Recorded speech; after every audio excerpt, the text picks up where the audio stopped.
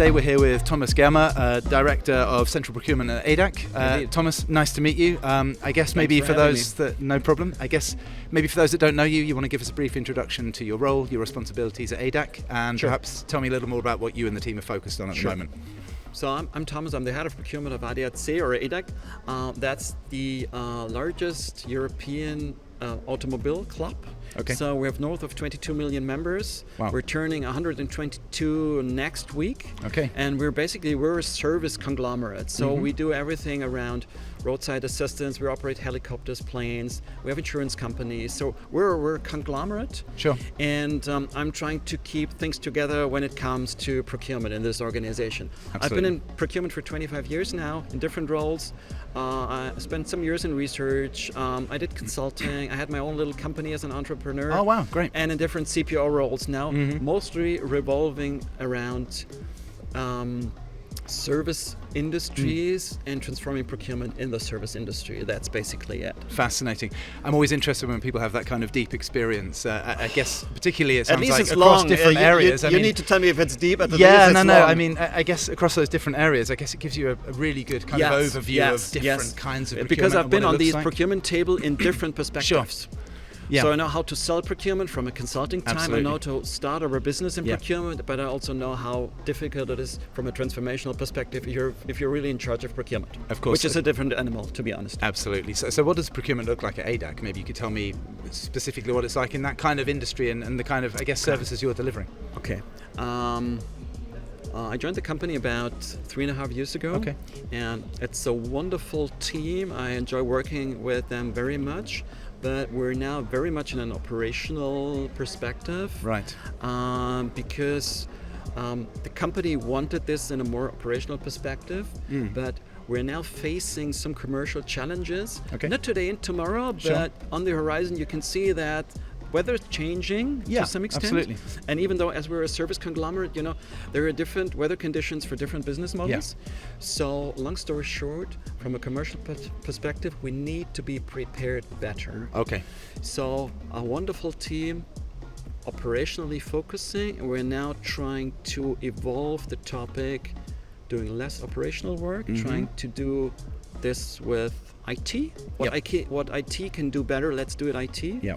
And we're trying to be more in front and more upfront in the game and just trying to focus more on the P2P and real strategic sourcing stuff. So that's the journey in a nutshell. Absolutely. So I mean, on technology, digitalization, where does that come into it, and where are you looking to, I guess, leverage innovation to really accelerate procurement? Okay.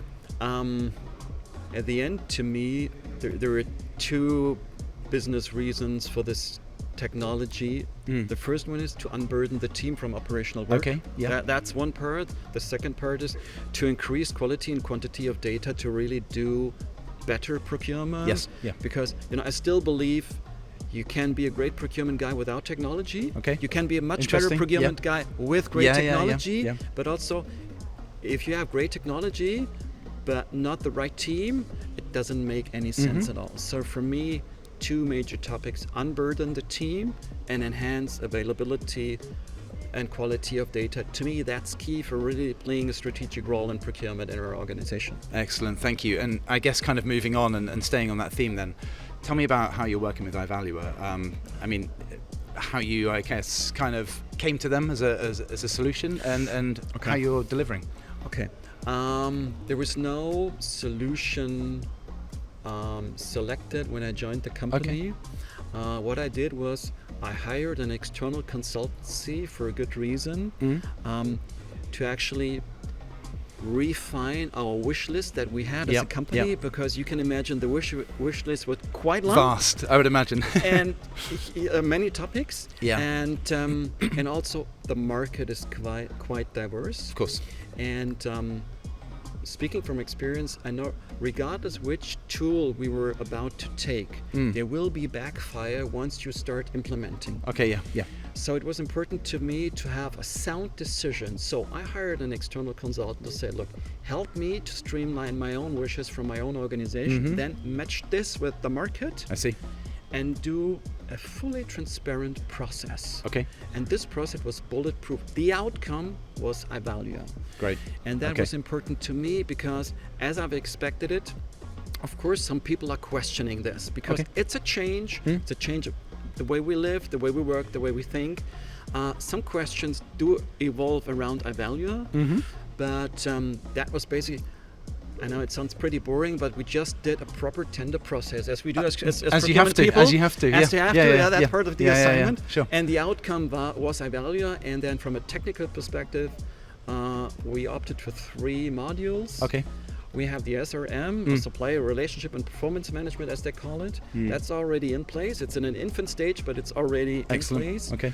And we're about to deploy the sourcing and the P2P module in about 4 to 6 weeks' time with a silent go live then, like in a hotel. We start with a pre-opening just to, don't put too much pressure on the team and the technology, and then we have the full blast of Ivalua somewhere in summer. Amazing, fantastic. And you mentioned sourcing. I know strategic sourcing is a big focus.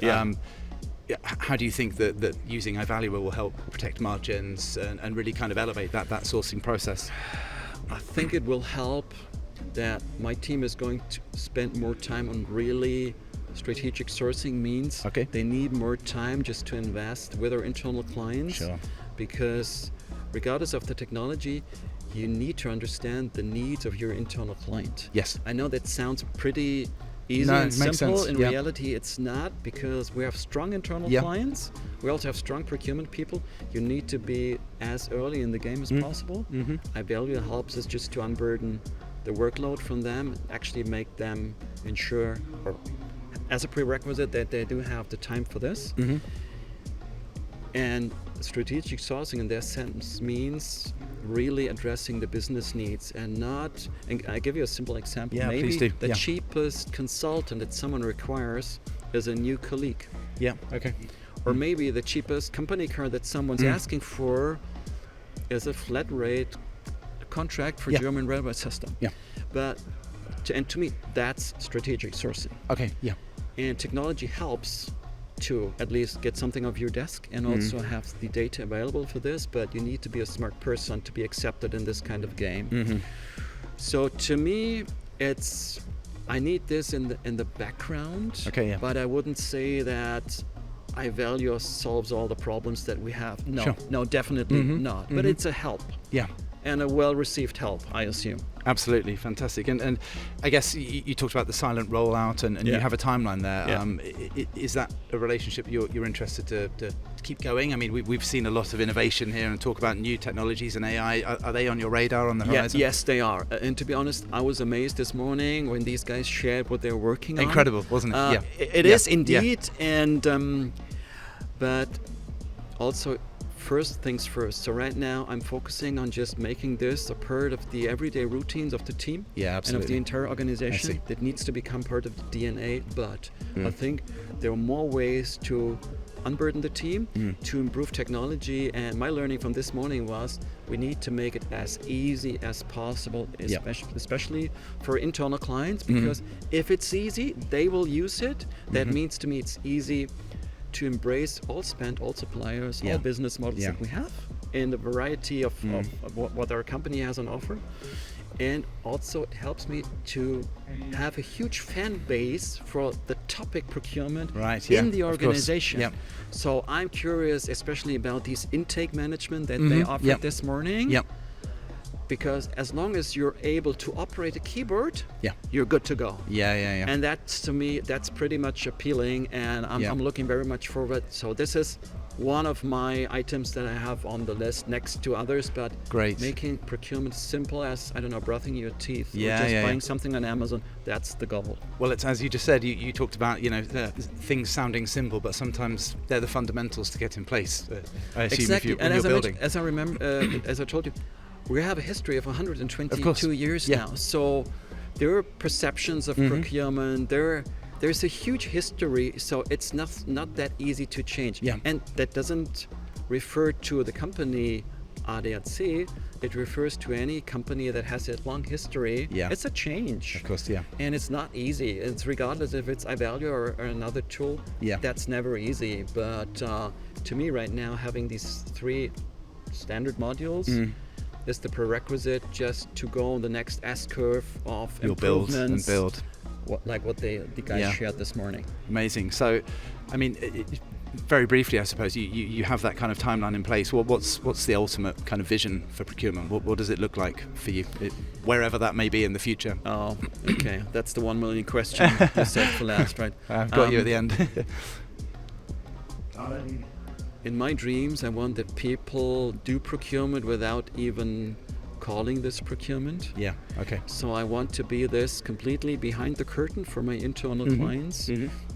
That would be perfect, that they don't even know what processes do take place behind the curtain, what clearances they have. Just it should be as simple as possible.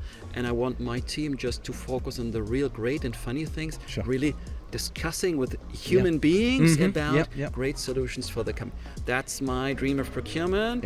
I hope I can achieve it in this life. You'll get there. I'm confident, but it's a challenge. But this is why I'm still very much motivated every morning just to keep pushing the thing. That's brilliant. And just before I let you go, I just wanted to ask you very quickly about the event. I mean, obviously, procurement has so much facing it at the moment, I guess, and into the next few years. Yeah.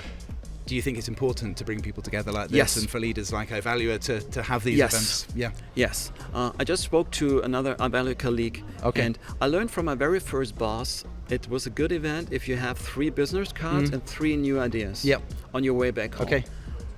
That is completely true for me talking about this event. Yeah. It's great to talk to people. It's great to understand what the Ivalua people have in mind. But to me, it's even more important to talk with other procurement colleagues about their transformation journey, the problems that they have. And for me, it's always helpful and easy just to touch base with them after the event. Sure, of course. And just have a chat whether is this something specific to us? Yeah. Does this happen to you as well? How do you tackle specific problems? And to me, this requires a physical meeting. And if it's even in such a special location and venue, that's even more special. But meeting personal from time to time, to me, is key. Absolutely. Well, Thomas, fantastic, and so glad to have you here. Thank you so much for joining us and talking about procurement today. It's my pleasure. Thanks for having me. No problem. Wish you all the best on the rest of your journey. Thank you. Likewise, guys. Thank you. Bye-bye. Bye.